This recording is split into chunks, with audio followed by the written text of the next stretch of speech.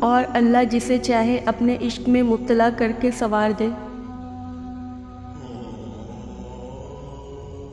जब रब्बे ज़ुल जलाल से मोहब्बत हो जाती है तब दुनिया की बाकी तमाम मोहब्बतें फीकी लगने लग जाती हैं। जब ज़िंदगी तुम्हें बेतरतीब करके रख देती है तब अल्लाह ख़ुद तुम्हें दुआओं को तरतीब देने का हुनर सिखा देता है। किसी को नाराज़ करके और किसी से नाराज़ होकर नहीं सोना चाहिए। क्या पता हम सुबह जाग ही ना सके या वही सुबह हमें ना मिले। किसी नेक अमल की तौफीक मिल जाना ही कबूलियत की निशानी है। घर के अंदर मौजूद उस मज़दूर की कदर करें जो आपकी ज़िंदगी में आई और फिर कभी छोड़ कर नहीं गई। स्कूल जाते वक्त बच्चा हमेशा अपना बैग पीछे लगा कर जाता है, क्योंकि ये इस बात की दलील है कि मरने के बाद ये इल्म पीछे रह जाता है। और मदरसा जाते वक्त बच्चा अपना कुरान सीने से लगा कर जाता है, क्योंकि ये इस बात की दलील है कि मरने के बाद ये इल्म आगे भी साथ जाता है। रसूल खुदा सल्लल्लाहु अलैहि वसल्लम ने फरमाया, अपनी औलाद का एहतराम करो और उनको आदाब व नेकी के बारे में बताओ ताकि तुम बख्शे जाओ।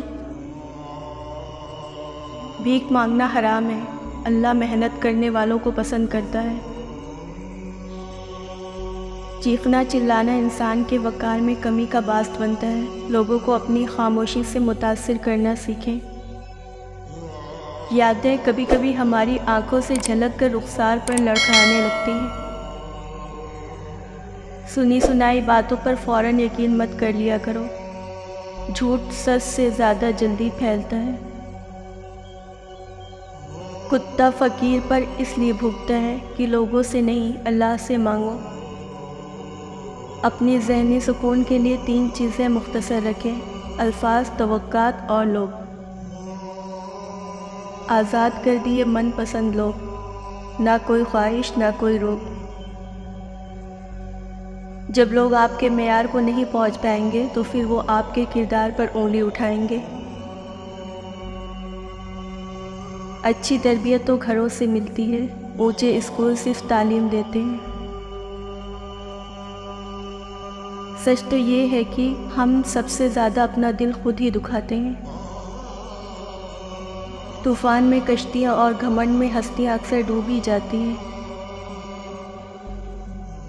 रेशम जैसे लोग हैं हम, उलझन में ही रहते हैं। शिकवे बहुत इज़्ज़तदार होते हैं, सबसे नहीं होते और सबके सामने भी नहीं होते। कुछ लोग जिधर की हवा देखते हैं उधर चल पड़ते हैं, हालांकि ये काम इंसानों का नहीं, गली में पड़े शापरों का होता है।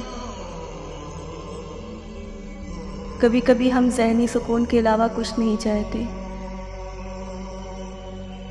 अगर आप किसी के हमदर्द नहीं बन सकते तो उसके लिए सरदर्द भी ना बने। जब रिश्तों में ज़िद और मुकाबला आ जाए तो दोनों जीत जाते हैं, बस रिश्ता हार जाता है।